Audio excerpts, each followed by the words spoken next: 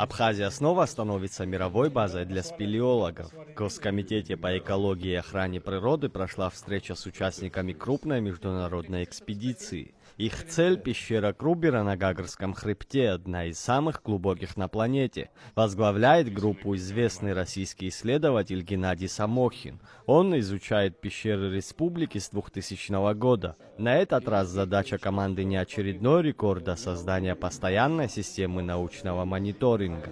В Абхазии глубочайшие пещеры мира. Первые 3 глубочайшие пещеры мира находятся здесь. Ну, это вы все прекрасно знаете. В чем интрига, в чем интерес? Что в таких глубинах очень сложно поставить мониторинговые станции, поставить датчики и понимать, как ведет себя температура, как ведет себя вода. Вся ваша вода, что вот здесь сейчас мы пьем прекрасная вода, очень это много воды, вся проходит через карст. Это очень важно понимать, как образуется вода в пещерах. Потому что, чтобы она была такая чистая, нужно понимать, откуда она взялась такая. Только спелеологи могут реально, адекватно рассказать, почему вода такая чистая у вас. Вторая такая тоже, то есть мониторинг подземного пространства. Мониторинг воздуха, воды. В пещере Крубера на глубине больше 2000 метров вода поднимается на 228 градусов. То есть выше-ниже поднимается. То есть такие паводки там бывают, 200 метров поднимается уровень воды. Представляете, как здесь такое поднималось, затопило бы всю Сухум, если бы здесь такое было бы. То есть такие уникальнейшие условия возникают. То есть вопрос не только в том, чтобы сходить глубже в себе дальше, а именно сделать научное исследование. Потому что таких данных, в принципе, сделать в мире нигде нельзя, нет таких пещер. Годом ранее здесь уже проложили 6 километров оптоволокна и провели исторический телемост с Международной космической станцией. В этот раз под землю спускают автономные датчики. Одно из главных открытий прошлых лет – связь между температурой в пещере и сейсмической активностью. Ученые заметили, что за сутки до землетрясения в Черноморском бассейне вода в подземных озерах нагревается на полградуса или градус. Новые наблюдения, возможно, помогут точнее прогнозировать подземные толчки. И мы ставили датчики температуры на глубине 2000 метров, 2200 метров. Перед тем, как начинается землетрясение, за день поднимается температура. То есть это можно сделать предсказание землетрясений. Мы еще только, конечно, в начале пути, надо набрать статистику, но четкая зависимость. Землетрясение происходит недалеко от побережья Абхазии. За день до этого поднялась на полградуса, на градус температура поднялась в озере подземном. Уникальная история, как прогнозировать землетрясение.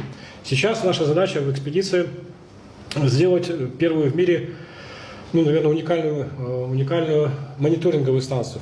Датчики будут собирать данные и в режиме онлайн передавать постоянно на телефон, на компьютер. Мы будем знать в любое время дня и ночи, что происходит на глубине 2 километра. Исследования проходят в тесном сотрудничестве с Академией наук Абхазии и Институтом экологии. Как подчеркивает директор института Роман Дбар, пещеры – это не просто природные объекты, а замкнутые экосистемы и ценнейший климатический архив планеты.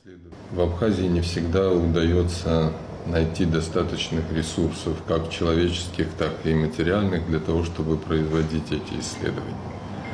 Но, к счастью, у нас есть коллеги, которые оказывают особое внимание к изучению карстовых полостей. И проект, который представлен Геннадием Самохиным относительно мониторинга пещер, он очень интересен. С учетом того, что это полости, формировавшиеся на протяжении миллионов лет и испытавших на себе изменения климата на протяжении значительных геологических периодов, они представляют собой интерес как хранителей климатического архива, насчитывающие сотни лет. Экспедиция в Абхазию объединила экспертов с самых разных уголков света. К исследованию присоединились спелеологи и спасатели из Мексики и Сербии. Не обошлось и без геополитического контекста. По словам участников, при оформлении документов мексиканская команда получила официальное предупреждение от МИД Грузии о последствиях визита в Абхазию. Однако это не остановило ученых.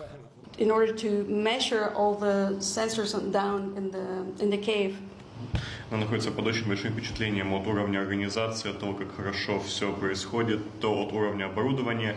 И она была очень впечатлена, когда она узнала о технологиях, которые используются в пещере, которые планируются к установке. И для нее большая честь быть частью экспедиции. Главное испытание в этой экспедиции заключается в том, что условия в наших пещерах очень сильно отличаются от мексиканских в плане и температуры воды, и температуры воздуха, и вплоть до экипировки, которая используется.